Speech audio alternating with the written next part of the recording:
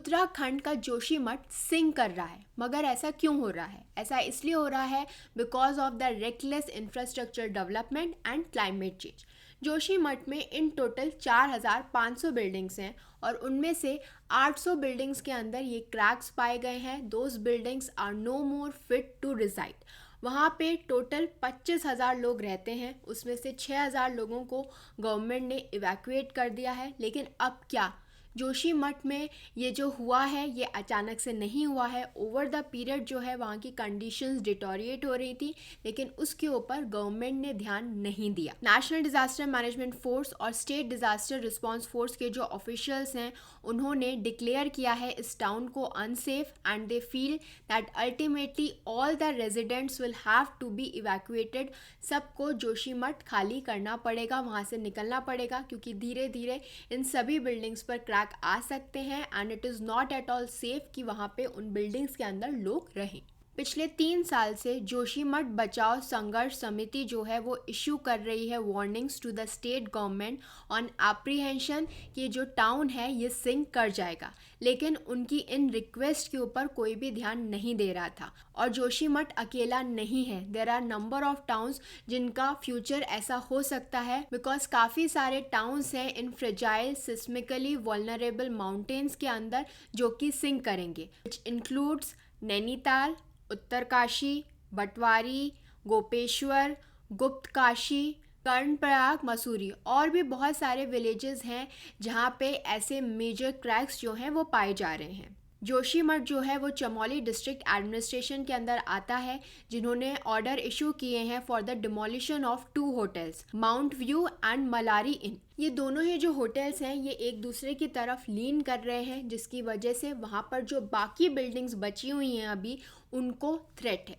आज के हमारे वीडियो में हम जोशीमठ से रिलेटेड ही सारी चीज़ें समझेंगे कि ऐसा क्यों हुआ, इसका क्या इम्पैक्ट है, सॉल्यूशन क्या है और गवर्नमेंट की क्या लायबिलिटी है, कौन सी वो अथॉरिटीज़ हैं जो इस तरीके के जो डिज़ास्टर्स हो जाते हैं उन्हें मैनेज करती हैं, उनसे डील करती है।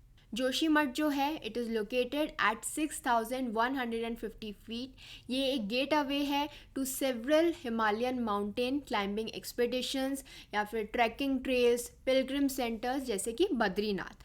And it is one of the 4 cardinal peethas which were established by Adi Shankara. अगर हम रिलीजियस बिलीफ की बात करें तो जो ज्योतिर्मठ है वो उत्तरमान्य मठ है, और जिसे हम नॉर्दर्न मॉनेस्ट्री भी कहते हैं, which is one of the 4 cardinal institutions established by Adi Shankara.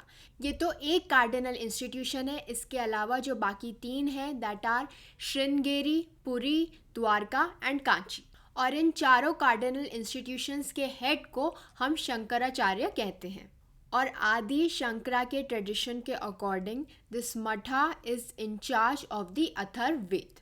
Jyotirmath जो है वो बद्रीनाथ के पास है, so basically it is a base station for those travellers who are going to Guru Gobind Ghat और the Valley of Flowers National Park. अब हम ये तो समझ गए कि ये जो ज्योतिर्मठ है ये क्यों इम्पॉर्टेंट है, इसकी क्या रिलीजियस बिलीफ है, लेकिन ये जो सिंक हो रही है, लैंड सिंक हो रही है, ये क्यों हो रही है, इसका रीज़न क्या है, इसका कॉज क्या है, वही हम देखते हैं। ये जो सिंकिंग का प्राइमरी कॉज है it is believe to be the National Thermal Power Corporations Tapovan Vishnugad hydro power project, और क्लाइमेट चेंज भी इसके अंदर एक बहुत बड़ा कंट्रीब्यूटिंग फैक्टर है।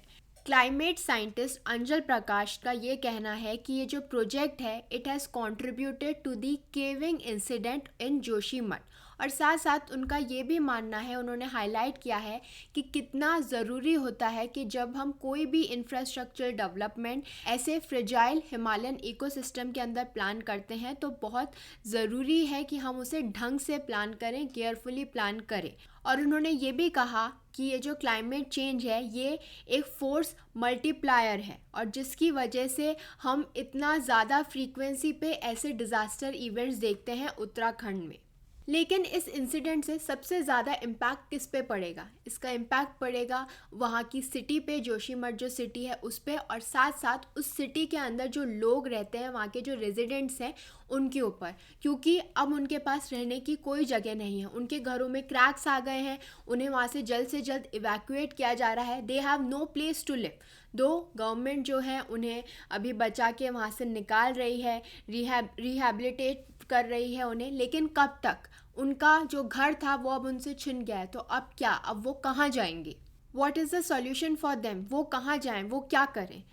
दो उत्तराखंड गवर्नमेंट ने अनाउंस किया है 1.5 lakh rupees as interim relief to the affected families जिन्हें शिफ्ट किया गया है to safer locations after this land subsidence, लेकिन अभी भी वहाँ के लोग इसके अगेंस्ट प्रोटेस्ट कर रहे हैं। उनका ये कहना है कि गवर्नमेंट की नेग्लिजेंस की वजह से हुआ है। वो काफ़ी समय पहले से ये कह रहे थे कि लैंड सिंक कर रही है, और अब जब चीज़ बिल्कुल सर पे आ गई है तब उन्हें इस तरीके से जो है शिफ्ट कराया जा रहा है सेफर लोकेशन पे, and they have lost their houses. But इस तरीके की घटनाओं के लिए सॉल्यूशन क्या है? हर साल कोई ना कोई एक डिजास्टर होता है, इसी तरीके से इंटरिम रिलीफ प्रोवाइड कर दिया जाता है, लेकिन क्या कोई परमानेंट सॉल्यूशन है इस तरीके की प्रॉब्लम्स के लिए, इस तरीके के डिजास्टर्स को टैकल करने के लिए?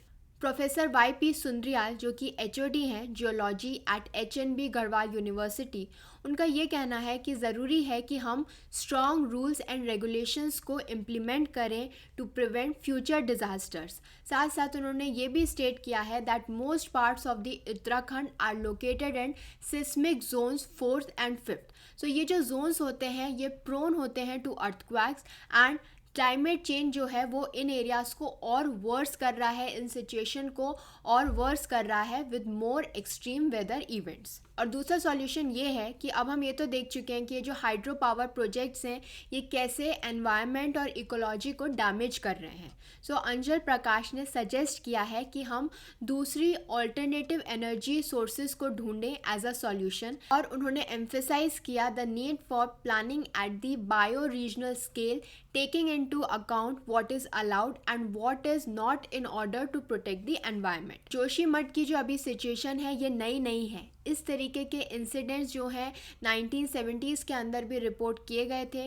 1978 के अंदर a panel was made which was led by Garhwal commissioner Mahesh Chandra Mishra, जिन्होंने अपनी रिपोर्ट जो है सबमिट की थी, जिसके अंदर उन्होंने बताया था कि जो मेजर कंस्ट्रक्शन वर्क है वो सिटी के अंदर नहीं होना चाहिए बिकॉज ऑफ द नीति एंड माना वैलीज़, क्योंकि ये जो वैलीज़ हैं इनकी जो लोकेशन है वो मोराइंस पे है, इस वजह से हमें ज़्यादा भारी कंस्ट्रक्शन का काम नहीं करना चाहिए।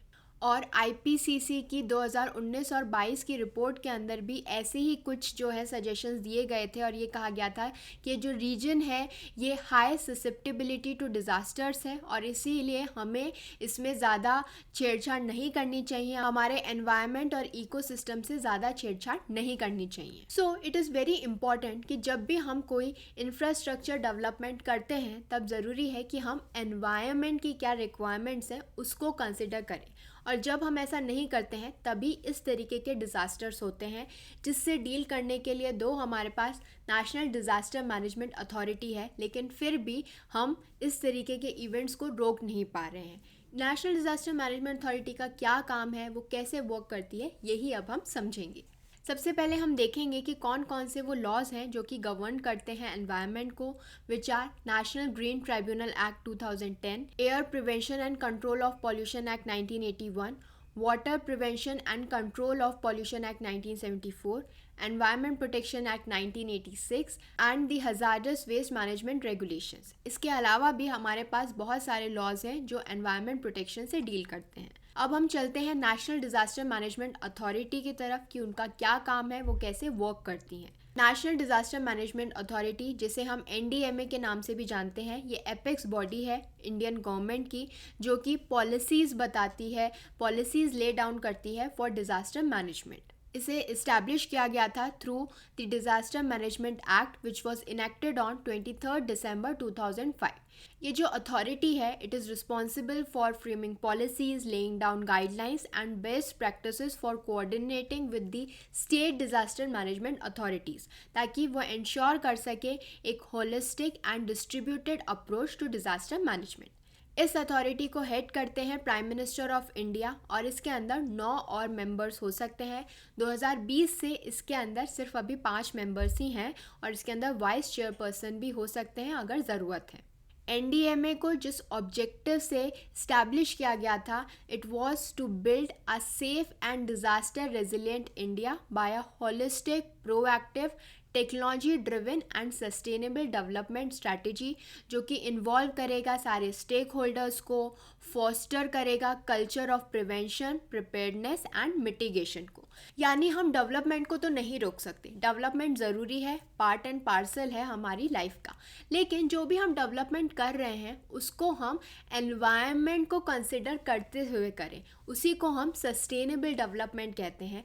तभी एनवायरनमेंट और डेवलपमेंट हैंड इन हैंड चल पाएगा, अदरवाइज इस तरीके के डिजास्टर्स जो हैं वो हमें काफ़ी देखने को मिलेंगे। So I hope this information was helpful to all of you. Please do like, share and subscribe to my channel. Thank you.